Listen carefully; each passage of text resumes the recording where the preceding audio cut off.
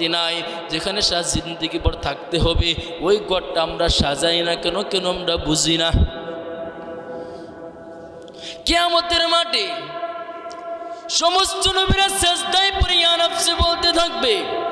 মুসা কালিমুল্লাহ ইয়া নাফসি বলতে থাকবে, ঈসা রূহুল্লাহ ইয়া নাফসি বলতে থাকবে, ইব্রাহিম খলিলুল্লাহ ইয়া নাফসি বলতে থাকবে, আল্লাহ আমাকে বাঁচাও, আল্লাহ আমাকে বাঁচাও। সমস্ত উম্মতেরা মুসা কালিমুল্লাহর কাছে যাইবে, ও মুসা কালিমুল্লাহ, আল্লাহর পয়গম্বর, আল্লাহর কাছে সুপারিশ করুন, আমাদের কিয়ামতের ভয়াবহ অবস্থার সহ্য হচ্ছে না, এত কঠিন আযাব, এত কঠিন মুসিবত, আধা দুপুরে সূর্যটা চলে আসবে, মাথার মজগুলি গলে গলে গলে গলে গলে গলে পড়তে থাকবে।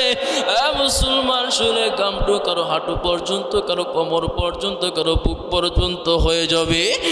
বন্ধুরা, বাবাজি, শুধু তাই না, শুধু তাই না, শুধু তাই না, এমন বড় ভয়ানক আযাব, এমন ভয়ানক পরিস্থিতি হবে, কেউ কাউকে চিনবে না, কেউ কাউকে চিনবে না, কেউ কাউকে চিনবে না। মা সন্তানের পিছু দৌড়ায়, সন্তান মায়ের পিছু দৌড়ায়, বাবা সন্তানের পিছু দৌড়ায়।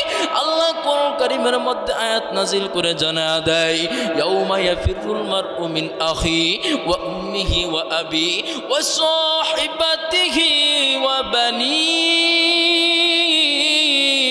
কাল কিয়ামতের ময়দানে পিতা তার সন্তানকে চিনবে না, সন্তান তার পিতাকে চিনবে না, ভাই তার ভাইকে চিনবে না।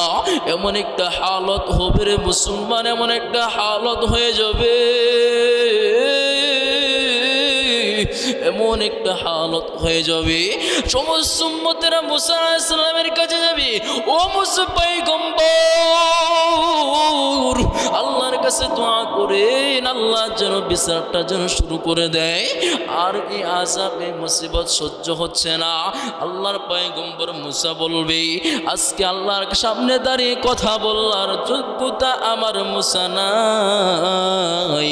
আপনারা ইব্রাহিম খলিলুল্লাহর কাছে যান, ইব্রাহিম খলিল একই প্রশ্নে একই জবাব দিবে। ঈসা রূহুল্লাহর কাছে যাবে, ঈসা রূহুল্লাহ বলবে, ও উম্মতেরা, আজকে আল্লাহর সামনে দাঁড়িয়ে আমার ঈসা রূহুল্লাহর কথা বলার সাহস আমার নাই। আজকে কেবলমাত্র শুধুমাত্র একজনই কথা বলতে পারবে, তিনি হলেন সোনার মদিনা মুহাম্মাদুর রাসূলুল্লাহ সাল্লাল্লাহু আলাইহি ওয়াসাল্লাম। বলেন না সুবহানাল্লাহ। ও মুসলমানি বন্ধুরা আমার, জাহান্নামে যারা যাবে, জাহান্নামীদেরকে আল্লাহ পাক রব্বুল আলামিন, জাহান্নামী ব্যক্তিরা যারা দুনিয়ার মধ্যে টাকার অভাব ছিল না, সম্পদের অভাব ছিল না, যাদের টাকার অভাব ছিল না, আল্লাহ পাক কোরআন কারীমের মধ্যে বলেন, মা আগনা আন্নি মালিয়া হালাকা আন্নি সুলতানিয়া, মা আগনা আন্নি মালিয়া। কাল কিয়ামতের দিন তাদের মাল তাদের কোনো কাজে আসবে না, তাদের কোনো সম্পদ কোনো কাজে আসবে না, তাদের কোনো টাকা সেদিন কাজে আসবে না, তাদের কোনো সম্পদ কোনো টাকা কোনো কিছুই কাল কিয়ামতের দিন কোনো কিছুই কাজে আসবে না। হালাকা আন্নি সুলতানিয়া, তাদের ক্ষমতাও কোনো কাজে আসবে না, তাদের ক্ষমতাও কোনো কাজে আসবে না।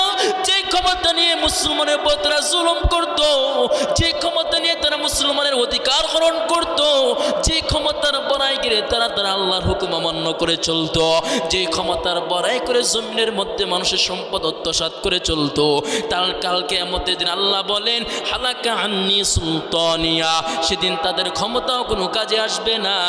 মা আগনা আন্নি মালিয়া, কোনো সম্পদ কোনো কাজে আসবে না। আল্লাহ বলে, হুযুহু বাগুল্লু, এদেরকে ধর, দরিয়া দরিয়া জাহান্নামে নিক্ষেপ কর, এদের দরিয়া দরিয়া জাহান্নামে নিক্ষেপ কর। এই নাফরমান কি সময় আমি আল্লাহ কম দেই নাই, এই নাফরমান কি আমি আল্লাহ সময় কম দেই নাই। ওই নাফরমান সময় দেওয়ার পরেও আমার নাফরমানি করছি।